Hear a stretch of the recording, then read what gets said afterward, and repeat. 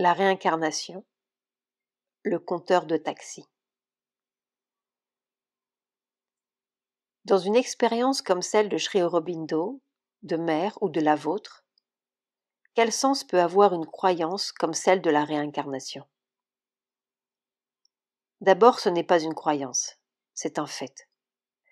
Mais on y a mélangé tellement de romans feuilletons qu'il est difficile d'en parler.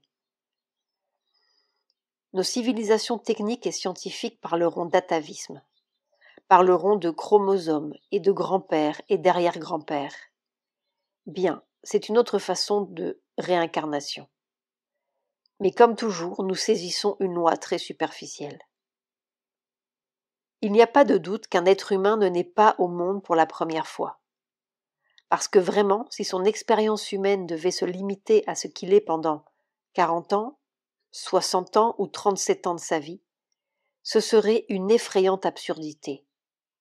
Que tout d'un coup on ouvre l'œil pour faire si peu d'expérience pendant si peu de temps. Si vraiment on culbutait au bout et puis c'était fini, ce serait assez monstrueux. Mais on a une vision si bornée et si courte des choses. On comprend bien, dans sa propre peau, que certaines choses qui sont si brûlantes, ou si difficiles, ou si contradictoires, elles viennent de loin, elles viennent d'ailleurs. Pourquoi certains êtres ont-ils une intensité plus grande que d'autres? Pourquoi certains êtres ont-ils une obscurité si lourde? Pourquoi certains êtres ont-ils ce cri vers la lumière? Est-ce à cause de quelques chromosomes d'un grand-père, ou d'une mère, ou d'un arrière-grand-père? Ou est-ce que ce n'est pas la continuation d'une question qu'ils ont posée il y a longtemps? D'une difficulté qu'ils ont eue il y a longtemps et qu'ils n'ont pas résolue? Ou d'un appel qu'ils ont eu il y a longtemps et qui commence à recevoir sa réponse? C'est très difficile de parler de ces choses, parce que tout de suite, on en fait une imagerie d'Épinal, et on est la réincarnation d'Alexandre le Grand ou de Charlemagne, et c'est très enfantin tout cela. Mais on est la réincarnation de son espoir, on est la réincarnation de sa prière. On a beaucoup voulu, on a beaucoup espéré, prié pour qu'une chose se réalise. Eh bien, ça ne finit pas tout d'un coup parce qu'on vous met sur le bûcher ou qu'on vous met dans un trou. Cette prière et cet appel, ils nous suivent. Ils nous suivent. Cette obscurité si lourde qu'on a traversée, elle nous suit. Si nous pouvions voir tout le tableau, on verrait, d'âge en âge, une même histoire avec des costumes différents, des situations apparemment différentes. Mais derrière tout ce théâtre, qui peut se situer en Égypte, en Grèce, à Rome, en Europe, en Inde, à travers tout ce décor, on verrait un même appel qui cherche, un même cri vers quelque chose. Et puis de temps en temps, dans ce décor, sous ce costume, on entendrait un souffle si profond tout d'un coup qui nous saisit, qui fait tomber tous les costumes, et qui nous situe dans une grande, grande lignée, sur une grande, grande route, qui a comme toujours été. Et on sent, on sera toujours. C'est un beau conte enchanté, mais il n'y a aucune certitude dans ce domaine. Mais non, les certitudes. Ces secondes où le vêtement tombe, le décor, ce trou où tout semble tomber comme un château de carton-pâte. À cette seconde-là, c'est si clair, n'est-ce pas, qu'il n'y a pas besoin de doute, pas besoin de certitude, c'est l'évidence qu'on vit.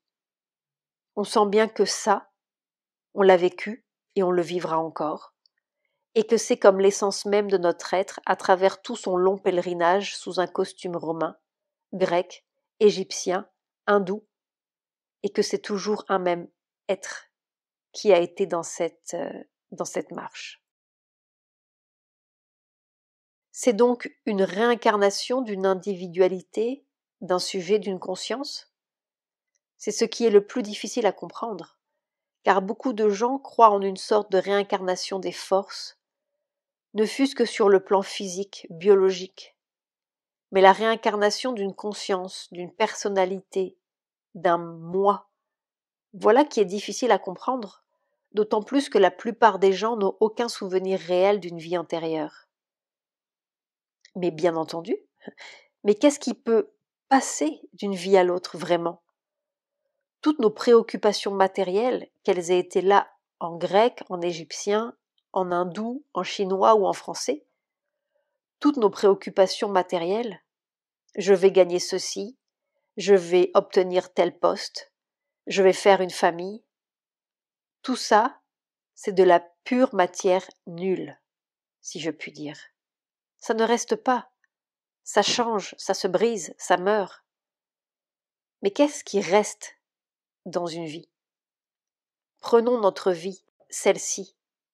Qu'est-ce qui reste? Si on regarde derrière soi, 20 ans, 30 ans en arrière, qu'on regarde comme on survole cette existence, qu'est-ce qui reste vraiment? Est-ce que ce sont toutes nos préoccupations avec 1 million de choses si futiles? Non. Mais il y a des moments privilégiés où on est comme un cri pur, où on est comme un grand regard qui s'ouvre sur rien peut-être, et qui est la chose existante. Ces moments-là, ils brillent. C'est la seule chose qui reste de ces 20 ans, 30 ans, 40 ans de notre vie. Tout d'un coup, on s'arrête sur un boulevard, on voit cette foule sans sens, cette foule d'ombres qui se précipite vers des rendez-vous, un métro, des affaires. On est là-dedans, on est comme pris, englouti dans la foule. Et puis, il y a comme un cri au fond du cœur. On ouvre l'œil et on se dit « mais qui suis-je? Qu'est-ce que je suis? Qu'est-ce qui est là dans cette foule d'ombres ?» Alors, à cette seconde-là, il y a comme un regard qui s'ouvre, tout s'arrête, la foule disparaît, toutes les inutilités disparaissent. Et puis, il y a comme une vibration si particulière au fond du cœur. Et c'est comme si ça avait toujours vibré cette seconde-là. Alors là, tout d'un coup, il y a le banc d'un soir qui est comme photographié, une vitrine qui est photographiée, des détails insignifiants qui sont comme photographiés pour l'éternité et qui sont accrochés à cette seconde où tout d'un coup on a crié, où on a poussé notre vrai cri d'homme. Ça reste. Ce sont les vraies secondes de toute une vie. Ces moments où on a crevé le théâtre de la vie, où on a posé notre question, où on a ouvert notre regard unique, où cette seconde est devenue pleine. C'est ça qui reste. C'est ça qui passe dans une autre vie. Alors, pour beaucoup de gens, il y a très peu de secondes qui ont été dans une vie. Pour d'autres, ces secondes un peu brûlantes et intenses, elles ont été plus nombreuses. C'est ce qui explique peut-être la différence d'intensité entre les êtres ou la différence de qualité entre les êtres. Alors là, on a un reflet de ce que peut être la réincarnation. Ce n'est pas la réincarnation d'un grand guerrier ou d'un grand consul, n'est-ce pas? C'est la réincarnation d'une petite flamme de vérité qui cherche à emplir de plus en plus cette vie si pleine d'heures nulles, comme n'ayant jamais été. Alors ce sont des êtres qui, de plus en plus, veulent peupler, emplir, bourrer d'existence cette seule minute. Je me souviens d'avoir parcouru des routes au Brésil. Je me souviens avoir marché. Et je regardais ces cailloux sur la route et je me disais, mais il faut que chaque seconde, chaque caillou existe, que chaque seconde ait sa plénitude, que ce ne soit pas un truc où on marche, et puis c'est comme inexistant. Dans un taxi à Paris, j'ai vu le compteur qui tournait. 0 francs 60, 0 francs 80, 1 franc 10. Et qu'est-ce qui s'est passé pendant tout ce temps? Un compteur qui a tourné, qui a marqué 20 sous de plus, 40 sous de plus. Mais quand j'ai regardé ce compteur, j'étais saisie à la gorge. Je me disais, mais qu'est-ce qui est pendant tout ce temps? Qu'est-ce qui est qui n'a pas 20 sous? Qu'est-ce qui est? Alors ça, ce sont des secondes qui restent. Et ces secondes, quand on commence à les vivre, elles ont une telle pureté, si je puis dire, une telle beauté simple. Ça a un tel cri d'homme vrai, n'est-ce pas, qu'on a envie qu'elles se répètent et que chaque seconde soit étante, soit vivante. Qu'on soit ce qu'on est, qu'on soit un homme à chaque seconde. Pas simplement une espèce de complet veston qui se déplace d'une station de métro à une autre, et puis d'un business à un autre, et puis d'une femme à une autre, et puis qu'est-ce que c'est que tout ça? C'est une effrayante nullité. Mais ces petites secondes où tout d'un coup on s'arrête et on pousse son cri. Où suis-je? Où suis-je? Qu'est-ce que je fais? Qu'est-ce que je fais là-dedans? Alors là, quand cette question a son intensité ou sa brûlure, c'est comme si tout d'un coup, elle était la réponse même. C'est comme si tout d'un coup, pour une fois, on était quelque chose. Alors ces secondes-là, elles vivent comme pour toujours. Et de vie en vie, chaque homme devient un peu plus homme, devient un peu plus plein de ce qu'il est vraiment. Pas un décor, pas un costume, pas une fonction, n'est-ce pas? Pas une addition. Pas une addition pour un passeport ou pour un casier judiciaire. Mais quelques petites secondes brûlantes, et si vraies, si pures, où tout d'un coup, être un homme, ça a un sens, qui n'est pas là dans un poisson ni dans une cigogne. Sur la terre indienne, la croyance à la réincarnation reste très répandue. Mais ce n'est... La manière dont les gens la vivent, cette croyance, est-ce que c'est cela pour vous la réincarnation? Je veux dire que la croyance à la réincarnation est très répandue sur la terre de l'Inde. Peut-être même est-ce elle qui l'a mise au jour, qui lui a donné naissance. Aujourd'hui encore, elle est vécue par des millions et des millions d'Indiens. Est-ce cela qui, selon vous, est vécu d'une manière ou d'une autre? Ce que j'ai essayé de dire, c'est la chose dans son essence, dans sa vérité profonde. Mais pour un Indien, ce n'est pas une croyance, la réincarnation. Je dirais que ce n'est pas plus une croyance pour eux que les chromosomes ne sont une croyance pour nous et que l'atavisme n'est une croyance pour nous. C'est un fait qui leur paraît tout à fait évident parce qu'ils le comprennent dans leur propre chair. Ils comprennent bien que quand tel malheur leur est arrivé, eh bien ce doit être la suite de telle chose qui a été faite et que quand le malheur arrive, ce n'est pas pour eux un accident. C'est pour eux un problème à résoudre qu'ils n'ont peut-être pas résolu dans une vie précédente et qui maintenant revient. Bon, eh bien, il faut résoudre l'accident ou alors il se répétera encore. En fait, le sens de la réincarnation, c'est le sens d'un progrès du développement de la conscience. Nous sommes mis devant un certain nombre de difficultés qui sont là, non pas comme des accidents, mais pour nous obliger à faire un pas de plus en avant.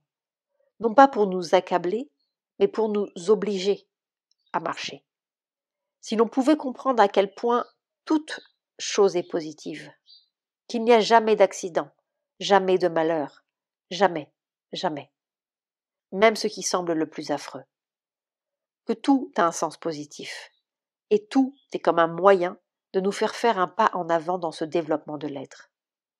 Et que toute l'histoire, alors, si on la prend globalement, des nations, des continents et des civilisations, est un moyen de faire un pas en avant à toute cette conscience terrestre. Alors la réincarnation, on peut la voir dans l'histoire aussi d'un continent à l'autre et d'une nation à l'autre, et à l'intérieur même de l'histoire d'une même nation. Là où cela devient tout à fait absurde, c'est toute l'imagerie qu'on y met. Ça, ce sont des histoires. J'ai été un tel, j'ai été un capitaine de guerre, j'ai été... Ça n'a pas de sens. Pas beaucoup en tout cas. Ce n'est pas absolument faux toujours, mais c'est 99,9 fois complètement farfelu et imaginaire. C'est donc dans l'idée, dans la perspective de l'évolution. Mais tout est une évolution. Il n'y a que de l'évolution. Et quelle évolution? De quoi? Qu'est-ce que l'évolution? C'est la découverte progressive de la beauté qui est là, de l'amour qui est là, de ce qui est là vraiment, sous nos yeux, dans la matière, en nous-mêmes, dans notre corps. Ce n'est pas la découverte d'autre chose vraiment. c'est la découverte de ce qui est là et que nous ne voyons pas, que nous ne comprenons pas, qui est recouvert de toutes sortes d'habitudes. C'est peu à peu, en fait, une merveille qui se découvre. Chaque espèce, c'est comme un nouveau regard qui s'ouvre sur la Terre. Et notre regard d'homme, évidemment, est plus ouvert que celui de la mangouste. Mais ce n'est pas encore le regard total de ce qui est là, sur la Terre. C'est un regard qui grandit, l'évolution. Et finalement, c'est être tout ce qui est là.